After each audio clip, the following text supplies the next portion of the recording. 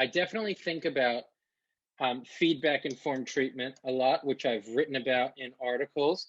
And that is, feedback-informed treatment is really interesting. And what, for me, what came out of this was, I'll get to that. A little bit of history about feedback-informed treatment. So these researchers, they're studying all these different types of therapists. They weren't studying therapies because therapy, the type of therapy, like just because we say adventure therapy doesn't do adventure therapy. Kyle or Tanya or Will or whoever does the service. So the provider is much more important. And something we know that everybody who listens to this in the world will know. Two people at the same agency providing the same type of service to a similar caseload based with the same qualification, the same years of experience, the same training are going to elicit two different sets of outcomes. One will be better than the other. Why is that? Because there's something bigger than just the way we train people. So what these people do, they start measuring outcomes. And what they found was practitioners who are able to know if therapy is off track and they can adjust for it, are able to keep their client engaged. Their client doesn't drop out, or worse, their client stays with them and gets worse and they're on the same bed trained together. So what's really interesting, feedback-informed treatment, I talked about this earlier. You do a measure at the start of your session. You do a measure at the end of your session. Just doing that, in the United States, there's this huge registry of evidence-based practices and programs. It has CBT, DBT, ACT, all these different, there's like hundreds of them.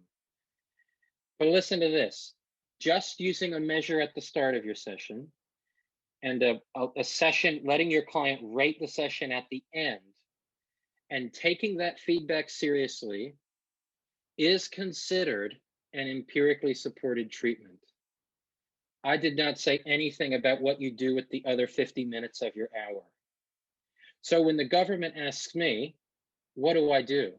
I do feedback-informed treatment outside. It's a registered evidence-based practice. So the question of should adventure therapy be recognized as evidence-based? Well, only if you build evidence of your practice and how effective you are. And so while that sounds, when we talk outcomes and numbers, it sounds boring and dogmatic, I find this liberating, because if everyone measured their outcomes, what you'll find is, for the most part, you're as effective as everybody else who's average, because it's awesome to be way better. You can only get way better if you know how good you are right now. And so often, like, think about, we're getting on a bit of a tangent here, but therapy often happens behind closed doors. Or if you're on an adventure, it happens away from anybody watching you work. Then you go to supervision and you say, I've got this tricky case. And your supervisor says, okay, tell me what's going on with this case. And you tell them, you blab out everything about the case. Imagine if I wrote a piece of music and I come to Tanya and Kyle as my supervisors and I say, I've written this piece of music. It's in the key of D minor. It's sort of upbeat, but it's got sort of a gloomy melody. There's a bit of some key changes, and I'm trying to augment some things. You'll never understand what's actually going on in therapy. So supervision is this container that we think impacts client experiences. But until outcome and the client's view of the alliance is taken seriously in supervision, then can we ever know what we're going to do next? So that becomes a tricky, it becomes a tricky thing. So one of my theoretical views is I need actual data, and this doesn't need to be numbers. It needs to be on paper. I need data of if this client's getting better and their view of the alliance. And if I don't know that, I shouldn't keep doing what I'm doing, because then I'm off a train and I'm lost. So I'll do feedback informed treatment. We'll jump on a solution focused train. If my client tells me this is not working, we have to go back to the train station and figure out what's wrong and figure out what we're going to do together to do something different. This gets tricky on expeditions. Like, for instance, Kyle and I have worked at programs where it's really prescriptive what we're told to do. So how do you abandon the train when your boss is telling you exactly what to do? Even bigger picture, how is it that, like, this is really funny that's happened here in Australia.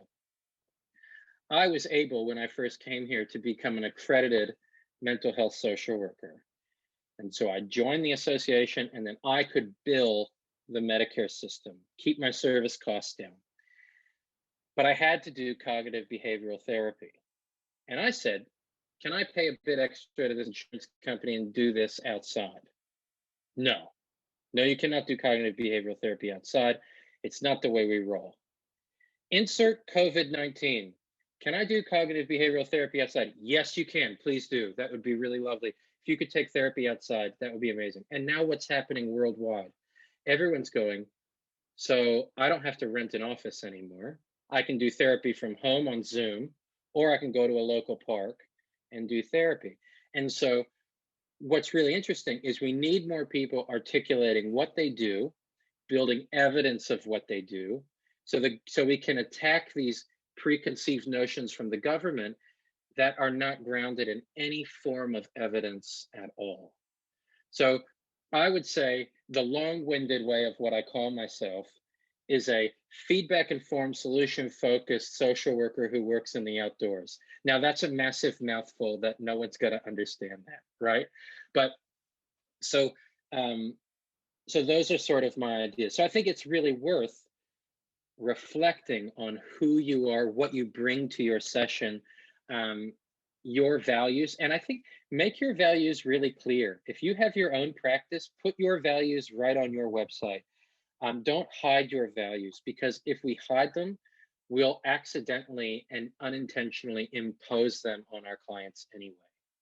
So it's really good to reflect on who you are and the person you bring to therapy in general.